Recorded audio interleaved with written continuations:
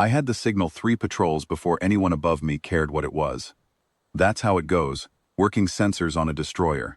You find the strange thing on the 11th watch of a quiet rotation, and it takes a 4th confirmation and a captain's signature before anyone else admits it's real.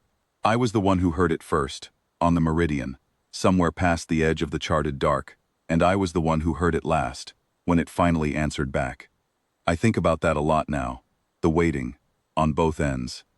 It started as noise, a pulse, low and patterned, repeating every 11 hours and 40 minutes with a regularity nothing natural keeps. I logged it the way you log anything that might be nothing, flagged, time-stamped, forgotten, except it kept showing up. Same period, same shape. A signal built like a held breath, in and out, never louder, never weaker.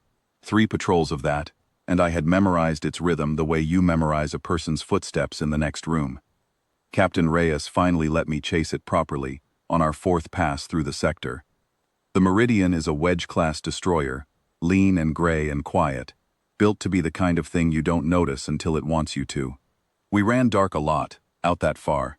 Not because we expected trouble, but because deep space teaches you caution, the way cold teaches you to keep your coat on. I sat at my console with the signal pulled apart into its components, layer after layer, the way you'd peel back paper to find what's written under the ink. Cho, my second on the sensor watch, used to lean over my shoulder and ask if I'd finally found the part where it said hello. I told him signals like this don't say hello. They say I'm still here, over and over, until somebody answers, or until whatever sent it stops being able to ask. He didn't like that answer, neither did I, the longer I sat with it. There's a particular kind of loneliness in a signal that old. Not the loneliness of a person, but of a question that's outlived everyone who first asked it. Still going out into the dark on schedule, faithful long after hope would have given up. We brought in 2 analysts from the science deck to check my work, because Reyes doesn't trust a discovery that only one person can see. They confirmed the cadence, then the structure, then sat very quietly in my ops chair for a long while, doing nothing but staring at the readout. One of them, a quiet engineer named Voss, finally said what none of us wanted to say out loud. That, whatever built this had done so with the expectation that someone, eventually, would be patient enough to listen all the way through. That changed how careful I was with every layer after that. I stopped thinking of it as code to crack, and started thinking of it as something fragile that deserved to be heard properly. The way you'd listen to an old recording of someone who isn't alive anymore, to ask if you got it right. It wasn't noise. It was geometry. Angles repeating inside angles. A structure too patient to be anything but built. By the time I had the 3rd layer stripped out, I wasn't looking at a signal anymore. I was looking at a question, asked in a language made of shapes instead of words, and asked the same way, unchanged, for what the decay pattern told me was somewhere north of 900 years. I remember sitting very still after that. Reyes came down to ops because I'd gone quiet too long on the comm, and I just turned the display toward her and said, "Something's been asking this same question since before our flag had stars on it." She didn't ask if I was sure. She asked what the question was. I didn't know yet. That took another 2 days, the whole crew working the problem in shifts, sleeping in their chairs, until the last layer cracked open and gave us coordinates.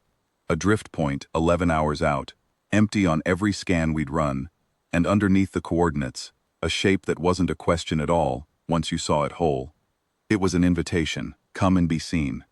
I want to tell you we argued about it. We didn't, not really. Reyes looked at the wardroom for about 4 seconds and said we were going, and nobody on that ship, not the XO, not the Marines, not me, wanted to be the one who said don't. 900 years is a long time to keep asking the same thing. You don't get to find a thing like that and turn around.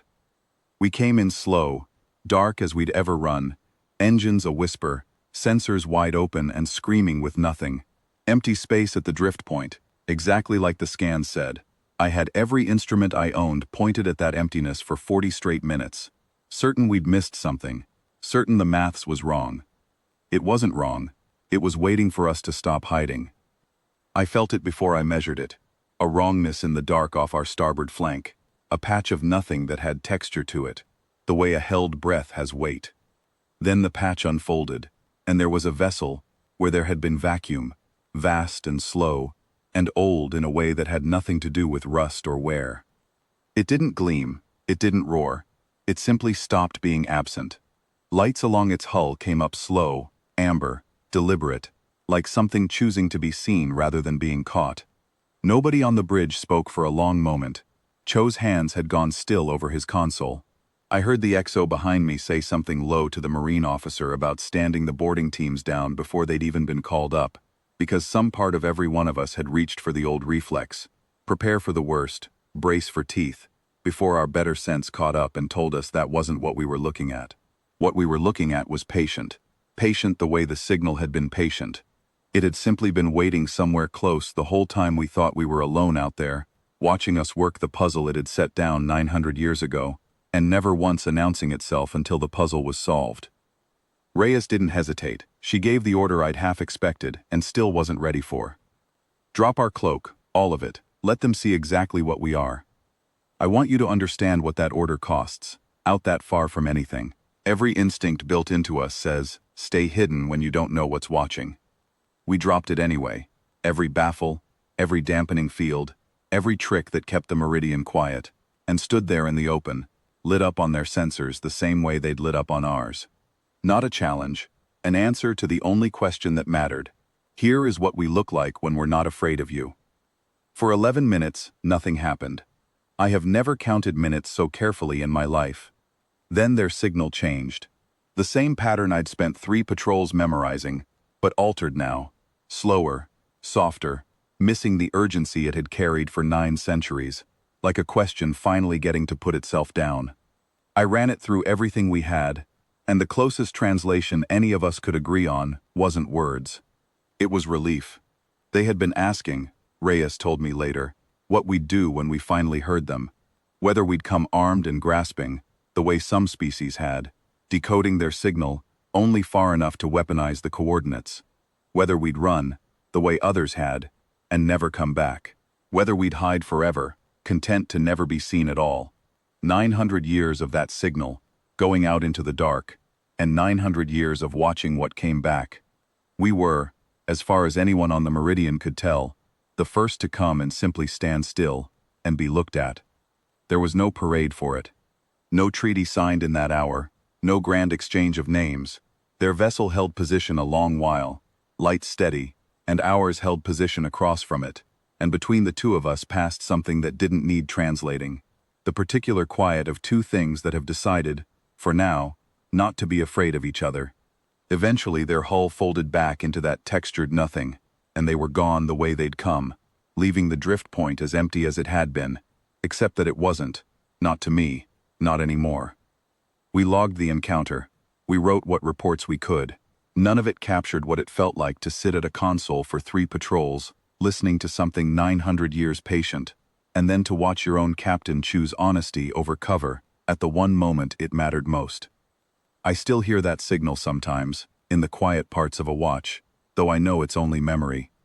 11 hours and 40 minutes, in and out, like something that finally stopped holding its breath. I don't know what they decided about us in the end, or what they'll do the next time a signal like that goes unanswered for too long. I only know what we did. The one time it was our turn to answer, we stopped hiding, and let ourselves be seen, and that was the whole of it. Some encounters end in fire. Ours ended in something quieter, and I have come to think that's the rarer thing to survive.